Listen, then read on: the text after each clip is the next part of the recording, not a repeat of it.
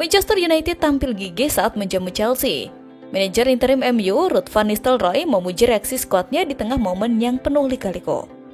Pelatih interim Manchester United, Ruud van Nistelrooy, bercerita soal suasana Old Trafford saat timnya berhadapan melawan Chelsea Minggu 3 November malam. Ia mengatakan seisi stadion bergemuruh saat Bruno Fernandes mencetak gol pembuka. Momen ini terjadi pada menit 70 di mana saat itu pertandingan tengah berlangsung sengit. MU diberikan penalti usai kiper Chelsea melakukan pelanggaran. Bruno Fernandes yang maju sebagai algojo tak membuang peluang tersebut.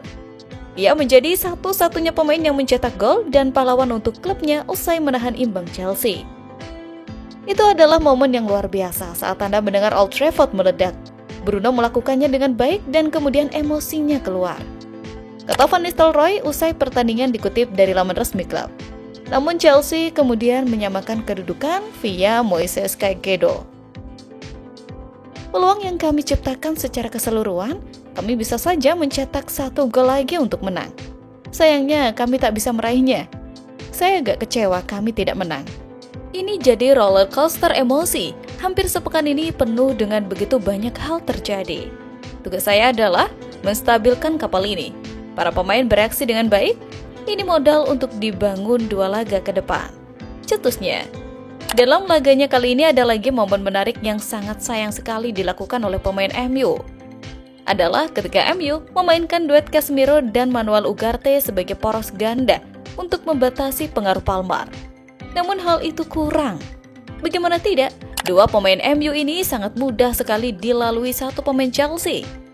Aksi itu juga membuatnya melakukan progresi permainan, sampai kemudian Manuel Ugarte bertindak. Ugarte tanpa ragu menjatuhkan Palmer dan rela menerima kartu kuning, menyadari ancaman yang beresiko dihadapi timnya. Ini sangat disayangkan sebenarnya, karena sebelumnya Casemiro dan Ugarte ini main bagus. Namun laga Chelsea ini sedikit kurang baik. Ya, setidaknya era Nistelrooy, MU belum mengalami kekalahan.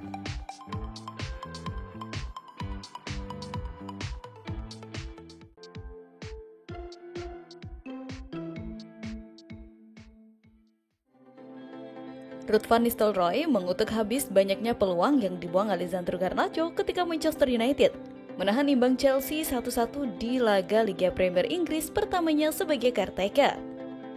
Garnacho melepaskan 4 sepakan dan melewatkan 1 peluang yang amat emas ketika pertandingan masih kacamata. Marcus Rashford menggetarkan Mister di babak pertama setelah tundukan Donny Madueke mengenai tiang. Setan merah akhirnya memecahkan kebuntuan ketika Rasmus Højlund dijatuhkan Robert Sanchez di kotak penalti dan Bruno Fernandes mengeksekusi tendangan titik putih tanpa celah di menit 70. Sayangnya kegembiraan tuan rumah hanya berlangsung 4 menit. Usai Moises Caicedo menyamakan kedudukan dengan sebuah sepakan voli spektakuler. Van Nistelrooy memang pesta gol di laga perdadanya sebagai pelatih interim. Namun kali ini ia menunjukkan kebolehannya menyusun pertahanan kokoh setelah Matthijs de Ligt mengebiri Cole Palmer dan Noussair Mazraoui tampil penuh aksi. Duel antara Setan Merah dan The Blues itu diwarnai dengan banyak kartu kuning. Di tempat lain, Chelsea dilaporkan akan dikenai denda sebesar 50.000 pounds atau sekitar 1 miliar rupiah oleh FA setelah menerima 6 kartu kuning dalam pertandingan Liga Inggris melawan Nottingham Forest Minggu 6 Oktober 2024. Kartu kuning pertama didapatkan oleh gelandang Chelsea Moises Caicedo setelah melakukan pelanggaran terhadap Morgan Gibbs di menit ke-21. Palmer kemudian diberi kartu kuning karena protes di menit ke-75. Nottingham Forest harus bermain dengan 10 pemain setelah Ward-Prowse menerima kartu kuning kedua di menit ke-78 karena sengaja menangkap bola untuk menghentikan serangan balik cepat Nicholas Jackson. Marc Cucurella dan Levi Colwill dari Chelsea serta Nico Williams dari Forest juga mendapat kartu kuning di menit ke-89 akibat terlibat dalam keributan. Kiper Forest turut diberi kartu kuning karena mengulur waktu di menit ke-95. Pedro Neto dari Chelsea mendapat kartu kuning setelah melakukan pelanggaran terhadap Nicholas 3 menit kemudian. Wesley Fofana lalu menjadi pemain Chelsea ke-6 yang mendapat kartu kuning setelah melanggar Jota Silva di menit ke-102. Jurnalis Kieran Gill melaporkan bahwa FA akan mendenda Chelsea sebesar 50.000 pounds karena menerima 6 kartu kuning di laga kontra Forest. Jika benar, maka mereka sudah 2 kali mendapat hukuman denda akibat terlalu banyak mendapat kartu kuning. Ya, perekrutan ugal-ugalan dengan harga nggak ngotak di era Ten Hag pun jadi sasaran empuk, alasan ia dipecat MU. Pasalnya semua yang dibeli bapuk di eranya. Manchester United menghabiskan lebih dari 80 juta pounds untuk mengontrak Anthony dari Ajax pada musim panas 2022. Tetapi winger asal Brazil itu belum pernah menjadi starter dan hanya mencetak 12 gol dari sekitar 80-an pertandingan. Casemiro, gelandang yang direkrut seharga 70 juta pounds itu juga mengalami kesulitan di Liga Inggris. Dan pemain mahal berikutnya yang menghabiskan 366 juta pounds sendiri ada Manuel Ugarte dan Joshua Zirkzee yang datang musim ini. Tugas berat Amorim pun mulai terlihat. Salah satunya kesulitan mengasah bintang muda tim-tim besar. Namun manajemen Manchester United siap mendukung kepelatihan Ruben Amorim yang menegaskan dirinya siap memboyong pemain muda dengan harga murah.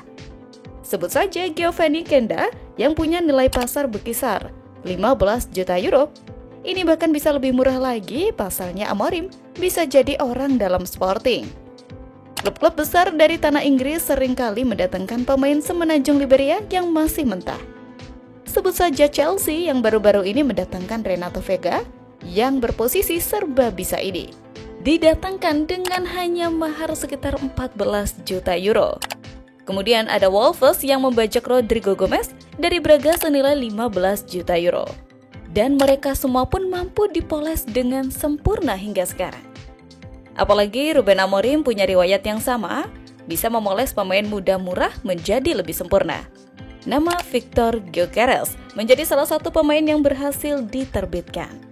Amorim juga berhasil mengeluarkan bakat dari Gonzalo Inacio. Maka kedatangannya ini bisa membuka gelar puasa trofi untuk MU. Sejumlah bakat muda Manchester United diproyeksikan bisa bersinar di bawah tangan Amorim. Ada Kobbie Mainoo 19 tahun dari Akademi Setan Merah diharapkan bisa dipoles Amorim dan menunjukkan performa gemilangnya. Diposisikan double pivot dengan Manuel Ugarte di gelandang, disebut bisa merubah performa pemain 19 tahun tersebut. Selain itu, Alessandro Garnacho diprediksi jadi pemain utama. Amorim sendiri tipikal perlu pemain penyerang yang juga turut andil membantu sektor pertahanan. Lalu ada Harry Amos yang bisa bersinar di era Amorim.